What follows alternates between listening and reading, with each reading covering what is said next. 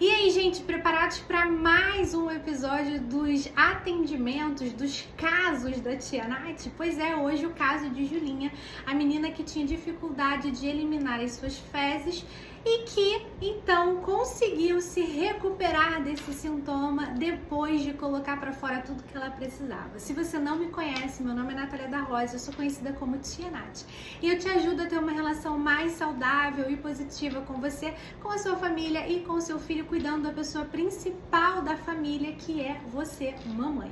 Então hoje eu tô aqui para contar para vocês o caso da Julinha, uma menina linda, querida, fofa, aquela criança que não dá trabalho, mas que já tinha seus 6, 7 anos e ainda não tinha desfraldado. E olha que coisa interessante, né? A criança nessa fase, né? Ela tá saindo do infantil e indo pro fundamental, ela tá começando a ter outras formas de se relacionar. É muito comum que nessa fase, que nessa idade, as crianças comecem a ir uma pra casa da outra, que tenha muita festinha do pijama.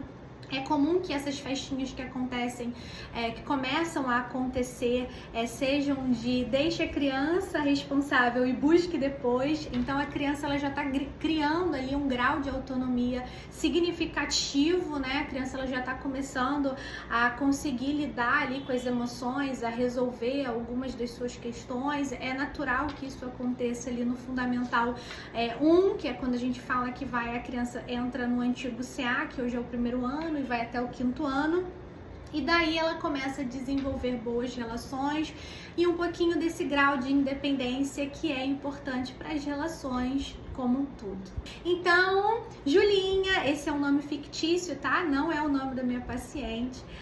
Ela tinha encopresse. E encopresse é exatamente isso que eu expliquei no início, a dificuldade de eliminar as fezes. E como é que ela fazia? Ela precisava estar de fralda, ir para um canto, né, da casa dela, ou do quarto, ou do banheiro, se agachar e então defecar. Essa era a questão e aquilo dali estava começando a incomodar muito Julinha. Julinha já estava bem incomodada a ponto dela chegar no espaço terapêutico e imediatamente falar que essa era a maior dificuldade dela.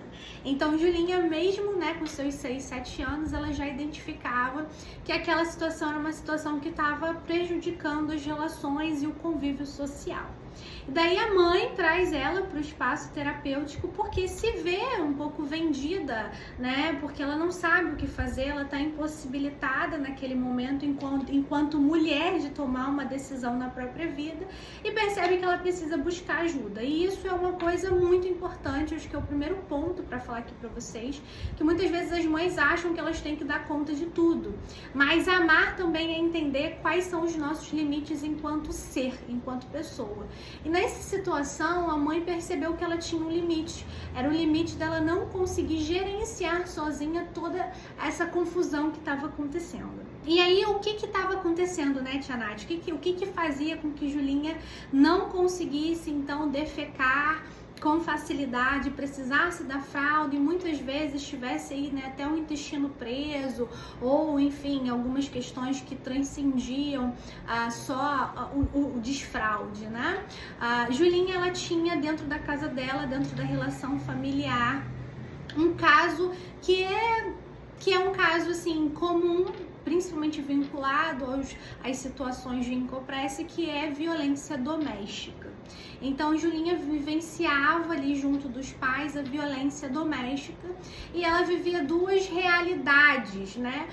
Dentro de casa, aquela realidade de um pai muito ciumento, de um pai muito vaidoso, de um pai que precisava sempre estar cuidando muito da própria vida, de uma mãe muito esforçada, muito empenhada, que trabalhava demais, que dava todo o seu gás e sua força para proporcionar o melhor para ela, e esses pais que estavam sempre num conflito muito grande, e em contrapartida o que era transmitido para as outras pessoas, que era de uma família margarina, né? Aquela família que tá sempre tudo bem, todo mundo sai junto, aquele homem maravilhoso ao lado daquela mulher guerreira e forte. E aquela filha bem educada, que estava numa boa escola, uma escola super reconhecida no Rio de Janeiro, ou melhor, super reconhecida no Brasil, porque é uma escola muito boa. E aí, enfim, eles viviam essa realidade que muitas vezes a gente acha que não tem em alguns cenários sociais, mas existem. E Julinha se vê perdida, ela não sabe com quem falar, ela não sabe o que falar, ela não sabe o que dizer e ela vai se prendendo. Ela vai ali, olha, colocando tudo dentro dela, todas aquelas emoções, dores, angústias, dúvidas, posicionamento, porque ela via aquilo acontecendo, mas ela era uma criança, não conseguia se posicionar e ela precisava ficar cada vez mais retraída e ficar exatamente nessa posição, que é a posição de quando a criança ela vai fazer o desfraude, ela se agacha porque ela ainda usa a fralda, mas ela começa a associar ali a necessidade dela ir no vaso, a posição do vaso, enfim. Aqui não é uma aula, né? Aqui a gente não tá no propósito de dar uma aula para profissionais, o propósito é de explicar e de mostrar para vocês que efetivamente o sintoma é o primeiro caminho da cura. Por que ele é o primeiro caminho da cura? Porque ele aponta o que precisa ser visto. Tudo aquilo que precisa ser visto pela gente é apontado através do sintoma, talvez na maior parte das vezes, né?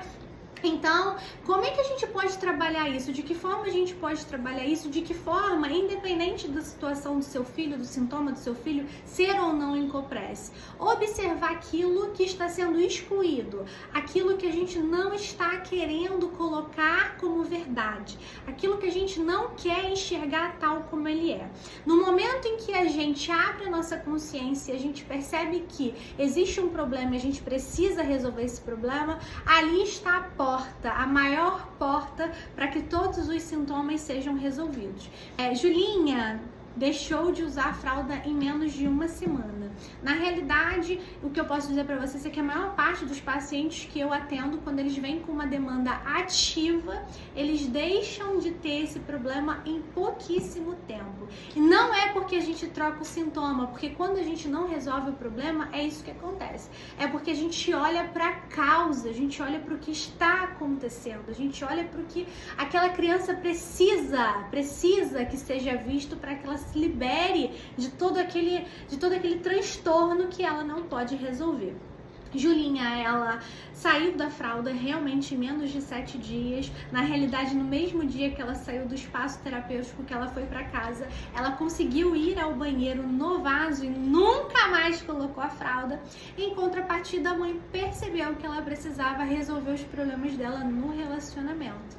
E então, quando ela teve a consciência de que a sua filha estava presenciando situações de muita violência, de muita dor, de muita mágoa, ela tomou força de tomar uma decisão na vida dela. E isso não significa que ela se separou ou não do marido dela. Significa que ela percebeu que ela era uma mulher forte e capaz e que tinha que dar um rumo no próprio destino e que ela merecia, então, ter uma vida saudável. E assim ela fez.